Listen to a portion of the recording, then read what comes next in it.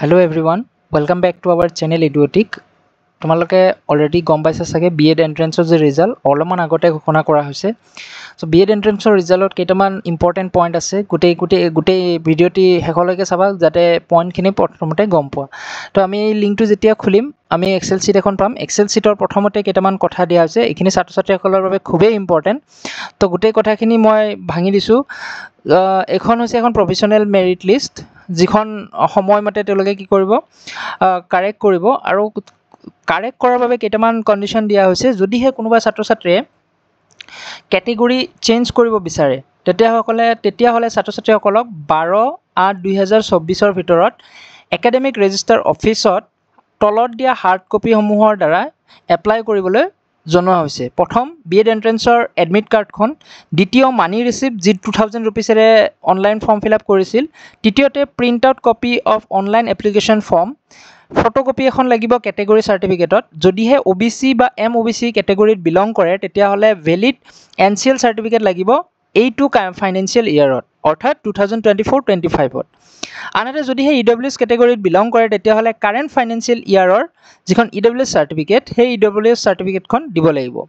Next, কোনোবা যদি ছাত্ৰ ছাত্ৰীয়ে অসন্তুষ্ট হয় ৰিজাল্টৰ প্ৰতি আৰু তেওঁলোকে যদি OMR ছিটখন পাব বিচাৰে তেতিয়াহ'লে তেওঁলোককো 12 আগষ্টৰ আগতে এপ্লাই কৰিব দিছে।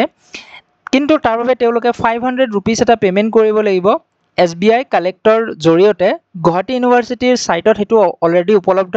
এই গোটেইখিনি বস্তু মই ভিডিঅ'ৰ ডিছক্ৰিপশ্যনত দি দিম। মেৰিট লিষ্ট এইখন লিংক আৰু যিটো একাডেমিক গুৱাহাটী বিশ্ববিদ্যালয়ৰ অফিচিয়েল ৱেবছাইট। যেতিয়া ছাত্ৰ ছাত্ৰীসকলে OMRখন বিচাৰিব তাৰ লগতনো কি দিব লাগিব, তাৰ বাবে তেওঁলোকে এডমিট কাৰ্ডখন দিব লাগিব, মানি ৰিচিপ্ট দিব লাগিব যিখন 2000 ৰুপিছেৰে ফৰ্ম ফিল আপ কৰিছিল, তৃতীয়তে যিটো 500 ৰুপিজ পে'মেণ্ট কৰিব OMR ছিটটো চাবৰ বাবে, সেই 500 ৰুপিজৰ যিটো মানি ৰিচিপ্ট সেইটো দিব লাগিব, print out copy of online application form, online application ফৰ্মৰ যিটো প্ৰিণ্ট আউট কপি সেইটো দিব লাগিব।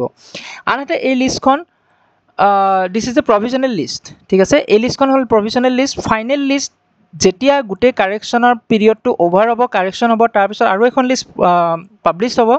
আৰু সেই ফাইনেল লিষ্টখন পাব্লিছ হোৱাৰ পিছতহে যি গুৱাহাটী বিশ্ববিদ্যালয়ৰ আণ্ডাৰত যিবোৰ BEd কলেজ আছে তাত নামভৰ্তি কৰা প্ৰক্ৰিয়া আৰম্ভ হ'ব।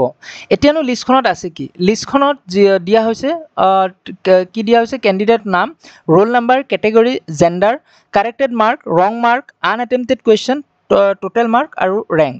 গতিকে ভিডিঅ'ৰ ডিছক্ৰিপশ্যনত মই গোটেইখিনি কথা দি দিম আৰু চেনেলটি ছাবস্ক্ৰাইব কৰিবলৈ অনুৰোধ জনালোঁ যাতে তোমালোকে সময়মতে আপডেটবোৰ পাই থাকা। আনহাতে যদি ভিডিঅ'টি ভাল পালে লাইক কৰিবা আৰু এনেকুৱা ধৰণৰ আপডেট কাৰোবাক প্ৰয়োজন হ'ব পাৰে, যিটো প্ৰথম কথাখিনি ইম্পৰ্টেণ্ট হ'ব পাৰে কাৰোবাৰ বাবে, গতিকে ভিডিঅ'টি শ্বেয়াৰ কৰিবলৈ নাপাহৰিবা। সকলো ছাত্ৰ ছাত্ৰীসকলে আমাৰ ইডুঅপ্টিকৰ তৰফৰ পৰা শুভেচ্ছা থাকিল। ধন্যবাদ।